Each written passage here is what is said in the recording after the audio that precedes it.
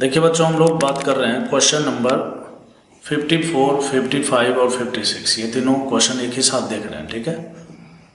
तो इसमें देखिए क्या है कि कहता है कि which of the following compound are not oxidised by iodic acid HiO4 है। आपको पता है कि इसका ऑक्सीडेशन तभी हो पाता है जब 1-2 है ना, 1-2 विशनल टाइप का सिस्टम हो, 1-2 पोजिशन पर OH लगा हुआ हो, या एक दोनों तरफ C डबल बॉन्ड O हो तो भी हो जाता है, या फिर एक तरफ OH हो और दूसरी तरफ NH2 हो, ठीक है, कुछ इस तरह का। जैसे देखिए यहाँ पर ये 1-2 विशनल डाइवोल सिस्टम बनाया हुआ है तो इसका होगा।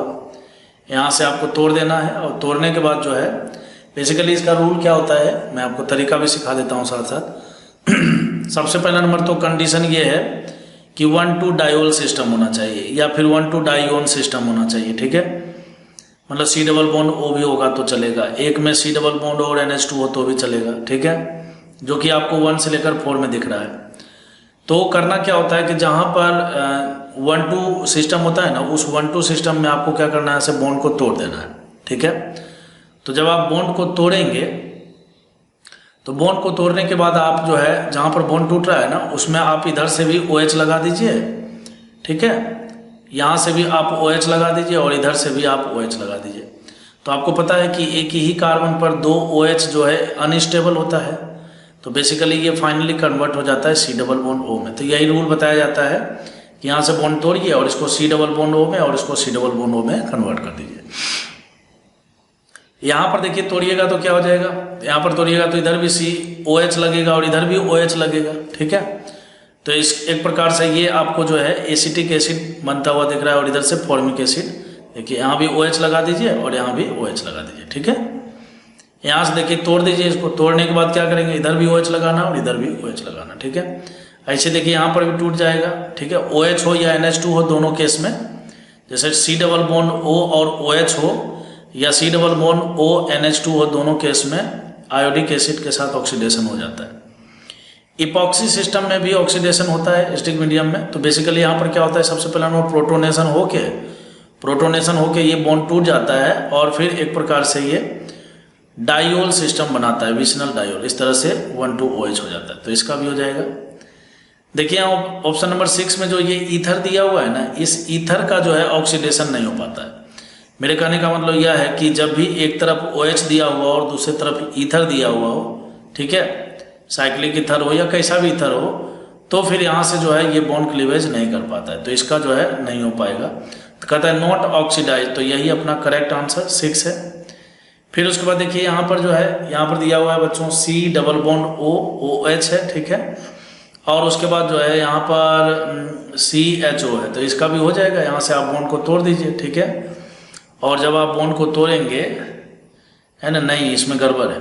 गड़बड़ ये है कि यहाँ पर देखिए C डबल बॉन्ड O भी है और OH भी है, ठीक है, तो इसका नहीं हो पाएगा। तो अपना जो आंसर है वो 6 और 7 ये दोनों होगा और बाकी सब का ऑक्सीडेशन हो जाएगा, ठीक है। तो आप इसको ध्यान रखिएगा। खैर आगे बढ़ते हैं। देखिए क्वेश्चन नंबर 55 में बच्चों यहाँ पर दिया हुआ है टोसाइलेट क्लोराइड है। तो आपको पता होगा ये क्या है, इस प्रकार से S डबल बॉन्ड O, ठीक है, और यहाँ पर Cl है और बेसिकली ये कुछ इस तरह से टोलुइन रहता है, ऐसा है ना, और ऐसा है, इस पूरे को TS बोलते हैं, टोसाइलेट बोलते हैं। तो एक्चुअली में क्या होगा, यहाँ पर देखिए, अगर आप गौर से देखिए तो ये यहाँ पर भी एक अल्कोहल है और यहाँ भी एक अल्कोहल है, ठीक है, और ये वाला जो अल्कोहल है वो देखिए एक प्रकार से क्या है, वो 1 डिग्री का अल्कोहल है, और इस वाले अल्कोहल को देखिए तो ये एक प्रकार से 3 डिग्री का अल्कोहल है, ठीक है।